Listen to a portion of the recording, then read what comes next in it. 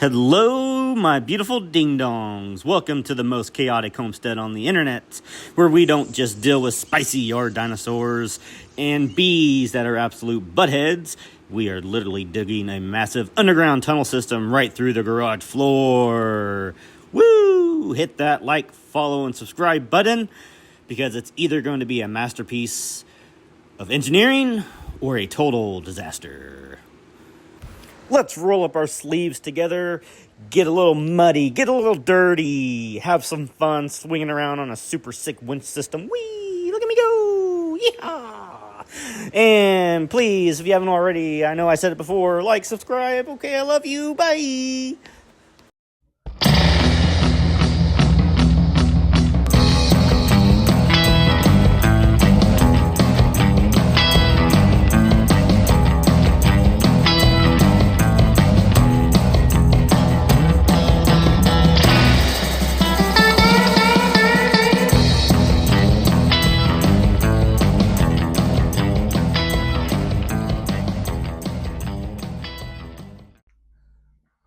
Hello, my beautiful ding-dongs. We are back at it again today. Whoo, it's nice and hot out here. And I have to turn my fans off when I'm recording. Makes too much noise.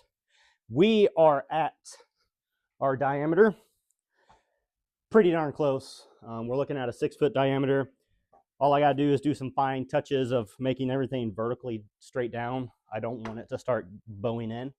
So I gotta really do some calculations. Maybe I should make a template to make sure everything's perfectly square or circular. Not square. We don't want a square.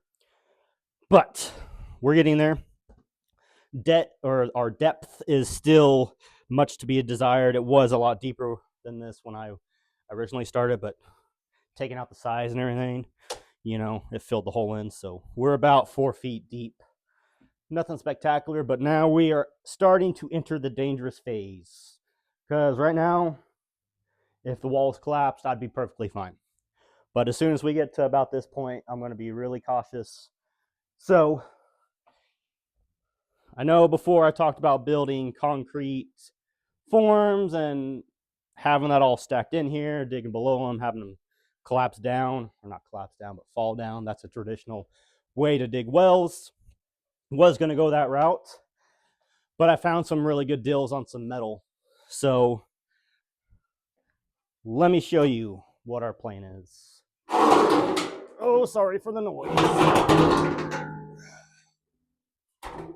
Okay.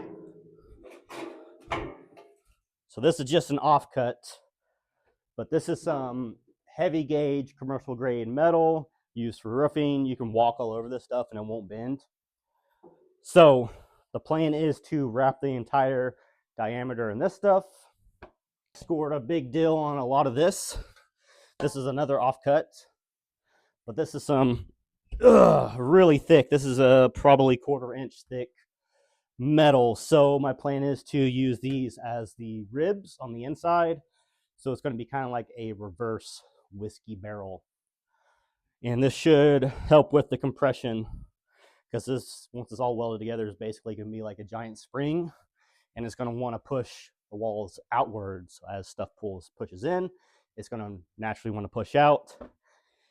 And I think that'll give us our structure, at least for a good while. So I'm thinking of going down about 5 to 6 feet total.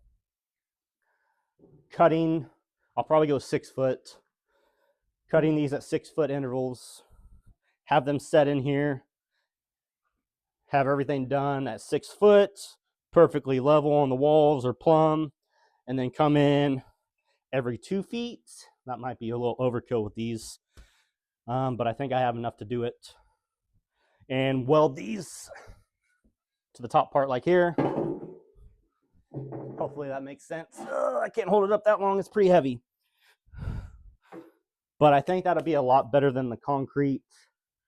And then as I dig down, once I get to, like the other 6 foot, then I could piece them in together, and where these two pieces of metal meet, if you can envision another sheet sitting up top here, you're going to have this gap. I can make sure to put one of these in that gap and weld it. So being used metal, there are some holes in it. I can go through and fill those in with silicone or something like that just to help with the waterproofing. But once it's all said and done, I have a very heavy rubber membrane they use for sealing basements that start to leak. And so once everything's all done and secure, I can come in with that membrane and wrap it, and that'll keep the inside dry because everything's going to funnel down into the sump pit as well.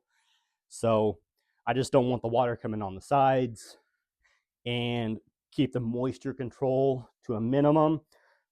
I'll probably have to have a sump pit and get a dehumidifier and put that in the sump pit as well, so it could just constantly run and pull the humidity from the hole. Because we're going for a root cellar at first, and we don't want a bunch of humidity. I gotta do more research on what kind of stuff you want in as far as a root cellar, but I'm pretty sure you want them cool and dry and not cool and moist. Moisture leads to mold. So I think having the humidifier in here though and everything sealed up will help quite a bit. So that's our game plan.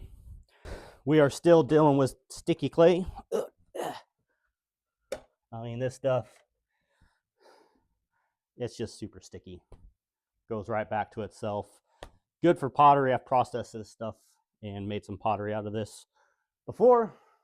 So I am saving all this stuff for another future project, probably at least 3 to 5 years away from now. But that's just kind of how it is with homesteading. You always want to have stuff you build do double duties and then have a plan for the future.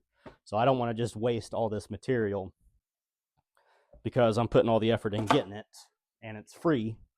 So that's kind of where we're at. Wanted to give you a nice update.